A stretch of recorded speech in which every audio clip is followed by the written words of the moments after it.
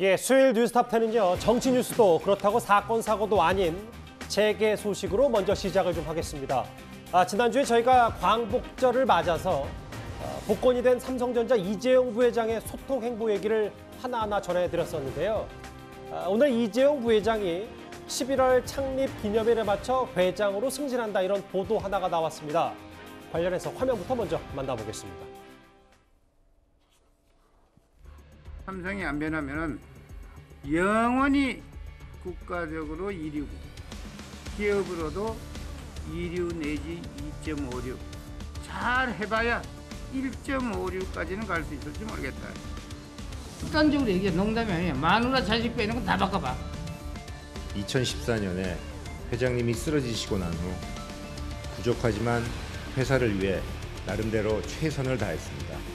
하지만 큰 성과를 거두었다고 자부하기는 어렵습니다. 다만 그 과정에서 깨닫고 배운 것도 적지 않았습니다. 제가 그 역할을 충실히 수행할 때 삼성은 계속 삼성일 수 있을 것입니다. 먼저 하나하나 오늘 보도된 내용부터 살펴볼까요? 이도원 의원님. 네네. 오늘이 8월 31일인데 11월 1일 그러니까 삼성의 창립 기념일에 맞춰서 이재용 부회장이 승진한다 이런 보도 하나가 나왔습니다. 보도에 따르면은 그때 제2의 신경영을 선포하고 시스템 반도체 그다음에 바이오 등 그 새로운 사업에 대해서 대대적인 투자를 할 거다 이제 이렇게 나왔는데 이 뉴스가 맞다면은 국내 경제는 물론이고 글로벌 경제에서 굉장히 그 중요한 뉴스가 되겠죠. 그러니까 몇 가지 그 분위기는 무르익고 있습니다. 왜냐하면 이재용 회장이 부회장이 된 지가 10년이 됐습니다. 예. 그리고 아버지인 이건희 회장이 돌아가신 지가 2년이 됐습니다. 예. 그리고 그 독일 프랑크푸르트에서 제일 신경영 선언한 지가 30년이 지났습니다. 그러네요. 그러니까 어떤 숫자적으로 봐도 뭔가 변화가 필요하고 삼성도 반도체에 이어서 새로운 그 신수종이 필요한 시기이기 때문에 분위기는 무르익고 있습니다.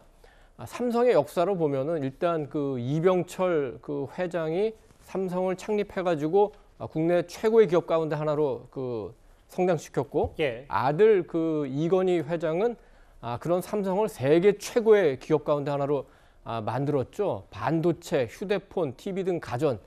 이제 그 이재용 회장은 여전히 그 삼성을 세계 최고의 반도체, 휴대폰 기업으로 유지시키는 것과 함께 예. 한 단계 더 도약해야 되는 시점입니다.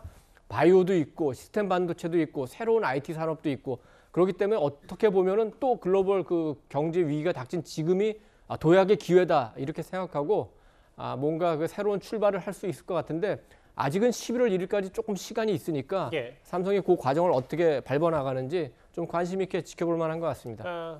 그러니까 2달 뒤에 이재용 부회장이 회장으로 취임을 할 거다. 이 보도 내용에 대해서 삼성 측에 한번 물어봤어요.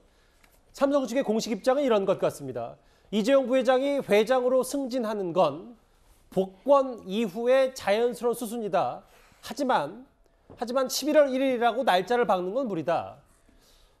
최근에 사법 리스크 문제도 해소가 됐고 과거에는 또 이건희 회장이 병상이 있었기 때문에 이런 부분들이 해소됐으니까 시간을 못 받긴 할 수는 없지만 자연스러운 수순이다. 시간 문제다. 이런 반응인 것 같아요. 저 복권이라는 거는 이제 그 성마 지원이 있잖아요. 예. 성마 지원으로 이제 그 처벌받은 게 그 취업 제한이 있거든요. 취업 제한. 그래서 이제 그 점에서 아마 이제 이번에 완전히 복권이 됐기 때문에 취업 제한이 풀리니까 자연스럽게 그 승진이 가능한 거고 지금 또 이게 재판 받고 있는 거는 어차피 이게 그 무죄 추정 원칙입니다.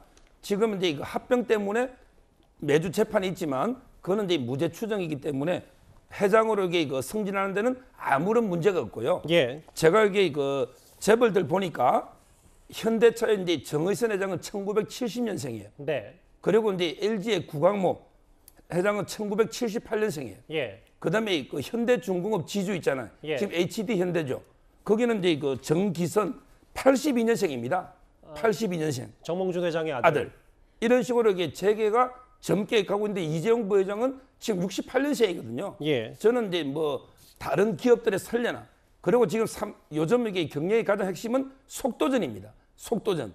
그런데 그 의사결정이 그만큼 중요한데 신속한 게 예. 그동안 이게 삼성의 경영 시기가 좀 이게 멈춘 거 사실이거든요. 네. 따라서 저는 이번에 회장으로서 완전하게 새로운 삼성을 만드는 뭐 이런 이제 계기가 될 걸로 보이고 조만간 이게 승진하지 않을까 이렇게 예측이 됩니다. 그러니까 서정엽 변호사의 말씀은 뭐 각 기업마다 여러 사정은 다르겠습니다만 현대자동차의 정의선 회장이나 혹은 LG그룹의 구광모 회장에 비해서 좀 연배가 있기 때문에 자연스럽게 뭐 늦지 않은 시점에는 회장이 되는 게 자연스러운 수순이다 이렇게 보시는군요.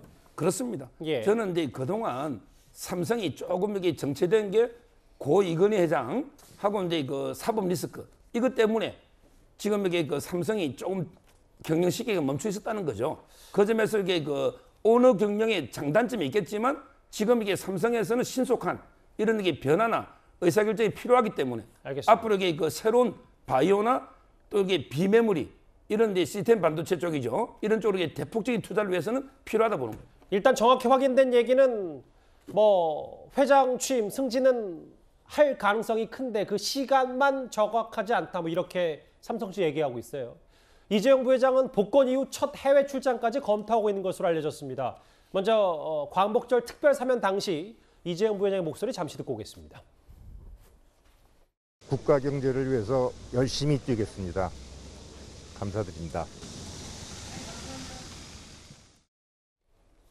광복절 특별 사면 때 복권이 됐고 5년간 취업 제한 규정이 묶여 있다가 이게 족쇄가 풀렸기 때문에 복권 이후에 처음으로 중남미 출장까지 이재용 부회장이 계획하고 있는 것으로 전해졌더라고요. 네, 이 대기업의 고위 경영자나요. 대기업의 CEO는 명절을 이용해서 외국을 가는 빈도가 굉장히 높습니다. 예. 그리고 이 명절에 어디를 가느냐에 따라서 그 기업의 미래 사업 먹거리 전략이 보이거든요. 그렇겠죠. 근데 이번 같은 경우에는 이재용 회장이 고른 것은 북중미 국가가 될 것이다. 예.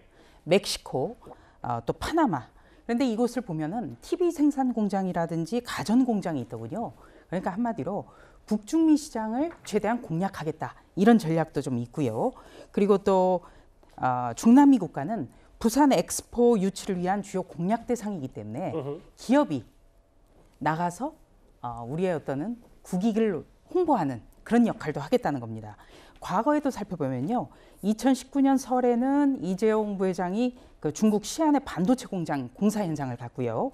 2020년에 설 연휴에는 브라질을 찾았습니다. 예. 그래서 참 기업 총수들 보면은 명절에도 더 분주하다 이렇게 볼 수가 있겠습니다. 예.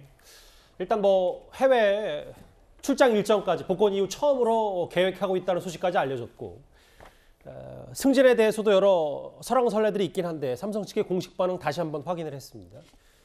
이렇게 광복절에 복권 이후에 현장 소통, 그러니까 삼성 직원들과의 스킨십도 늘리고 있는 이재용 부회장인데요. 최근에 소통 행보 꽤 많이 언론에 노출이 되고 있습니다. 어제는 잠실에 위치한 삼성 SDS를 찾았는데요. 저희가 준비한 영상부터 보겠습니다.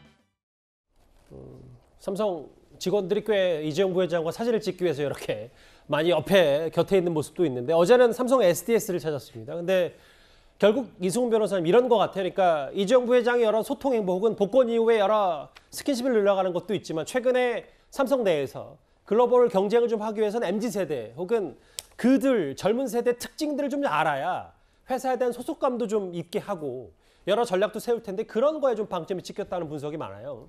그렇습니다. 요즘에는 정치에서도 청년들에 대한 비중이 높아지고 있잖아요. 기업에서도 청년 문화가 많이 달라지고 있기 때문에 예. 과거의 어떤 문화만 가지고는 기업이 성장하는 데 한계가 있을 수 있거든요.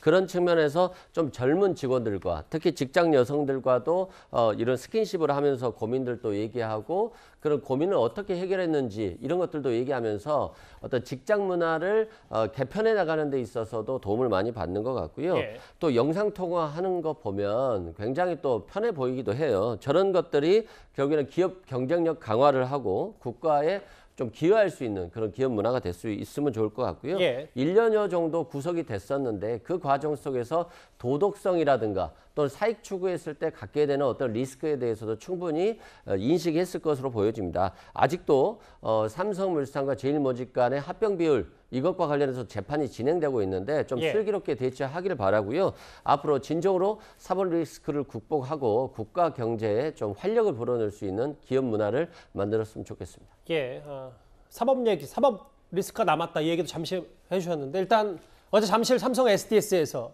직원들과 기념 촬영도 하고 워킹맘들 정말 국가의 보배다 나라를 위해서 애국자들이다 이런 표현까지 이재용 부회장이 했는데 워킹맘들과 대화까지 했습니다. 오늘 첫 번째 주제는 이재용 부회장의 회장 승진설 얘기였습니다. 다음 주제 지금부터 사건 사고 소식 하나하나 만나보겠습니다.